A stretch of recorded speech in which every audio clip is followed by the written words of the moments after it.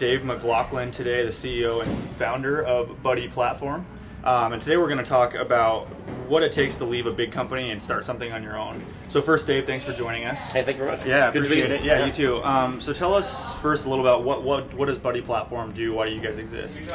So Buddy Platform, or Buddy.com as we kind of call ourselves colloquially, we're a back-end platform for developers of software on mobile devices. Any device, any operating system, if it's cloud connected, we have a back-end for you. If you build your app on our platform, then we're able to provide very high fidelity analytics. So we can tell you more about what your users are doing and how you can get ROI on your app investment than any platform out there. Okay, awesome. So I know you were talking to me about you started at Microsoft and you left Microsoft to start something on your own. Why don't you walk us through what that process was like in the decision process and how you got to where you are? Sure. Well, I have a funny accent. I'm actually from Australia originally, and I was brought over to the US by Microsoft. I was there 11 years. My co-founder was also at Microsoft doing about 12 years. And so for us, this was a big step out of kind of that corporate world.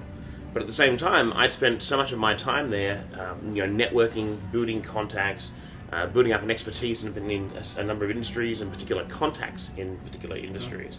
And so it was a big step, but we figured, it was a good time to do it. It was a scary time economically because, of course, the environment in 2009, 2010, 2011 was not great. We left in 2011. But at the same time, we saw an enormous opportunity. And particularly here in Seattle, we recognized that there was a lot of alignment with what people in this region were doing. Certainly Microsoft, Google, Amazon, and then of course what was happening in the Valley as well. So what was when you made the decision, because you were at Microsoft in Seattle, correct? Right. Or Redmond? Redmond, yeah. What did that decision look like? Did you come up with the idea internally and start working on it there and then leave? Did you leave and then just decide to find an idea? How did that work? No, we'd been toying around with an idea, and what really was the kick in the pants, if you like, was we saw that people were going out and raising money in the Valley for an idea that we had already developed. Okay. And we said, well, gosh, if this is fundable, and there's customers, and there's a need, and there's venture interest, and we have this already, why aren't we out there doing it? Right. So we said, gosh, now's a good time. We both left on very, very good terms with Microsoft. Microsoft actually turned around and invested in Buddy. So they're actually one of our seed round investors. But we saw an opportunity, and we saw that validation. And I think in hindsight, we may have wanted to have gotten going a little earlier, but it was certainly good to see that the industry was out there and growing, and we jumped in. Yeah. So how far along was Buddy before you kind of made that plunge, took the plunge, and quit Microsoft? Very, very early. I mean, it was a pre-alpha effectively. Okay. When we launched in a private beta.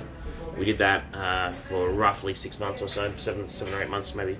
And then we launched a V1 in May of last year.